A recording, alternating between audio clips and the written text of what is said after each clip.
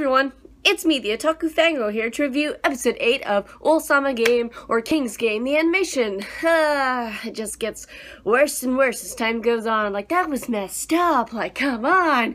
He had to do that, but he had a dream. Now his dream is ruined. Literally, it's crushed by a rock. If you think about it, unless he gets really lucky, but I don't think he's gonna get that lucky. So yeah, with this episode, Natsuko is, we go back to her calling Nobuaki, and she's like, oh, all this stuff, and I'm just like, get out, please die. I don't like Natsuko at all. I'm just like, please, no. But anyway, so Riona calls Nobuaki later when he's reading that notebook or whatever, and the word mutation comes up quite a bit, and I guess that has to do something with the King's Game and all that stuff. I'm like, okay, cool. And Riona's like, hey, I need you to come over and we need to talk about stuff. And he's like, oh, I'm out of town, but I'll be there around the afternoon. I'm like, okay then. So what she wants to talk about is really nothing too important. It's just kind of stuff we already know, and she's like finding letters, and she talks about I think her name was Ria. I think they're talking about white-haired chick that died in the, she was, burst into flames. I think they're talking about her.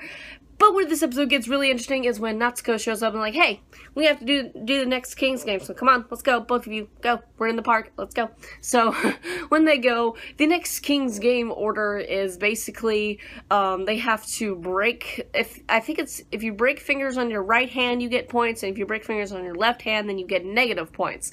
So, yeah, there's 11 people left, and they all have a plan that Nobuaki gets filled in later after it happens, is that Teruaki, which is the one that Natsuko slept with, he has a plan to basically sacrifice his own fingers for the sake of everybody else, and I'm just like, that's a good man, but dang, that really stinks, because first we get to hear about his dream, and his dream is he wants to be a hairstylist, but can't really do that when your hand is not usable, so he's either gonna get really lucky, and maybe he'll get to use his hands, or he's just, the dream's not gonna happen.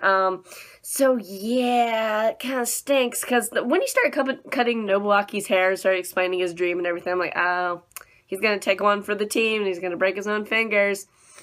That stinks. And the whole cutting the hair scene, though, was kind of weird, because I'm just like, this is weird. Like, they do it in the middle of the King's Game, and I'm just like, that was weird, but I know why they did it, but still, I was like, that was odd.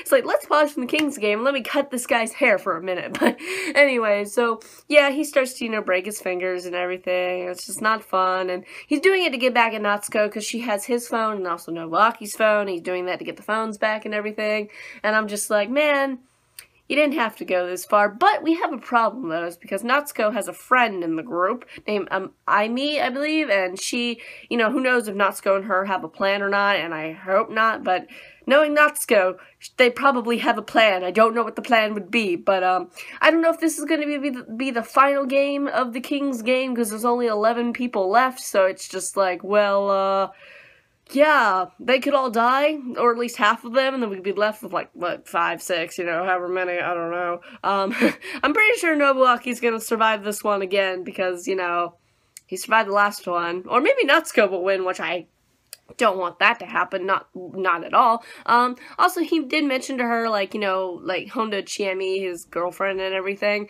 and she was like, how do you know about that, or something, and I'm just like, well, didn't you know that he knew about that previously? Whatever. But, yeah, that was this episode pretty much, and we'll have to see what horrors may happen in the next episode. So what do you guys think of this episode? What do you think is going to happen next? And I'll see you guys in whatever I review next. Bye!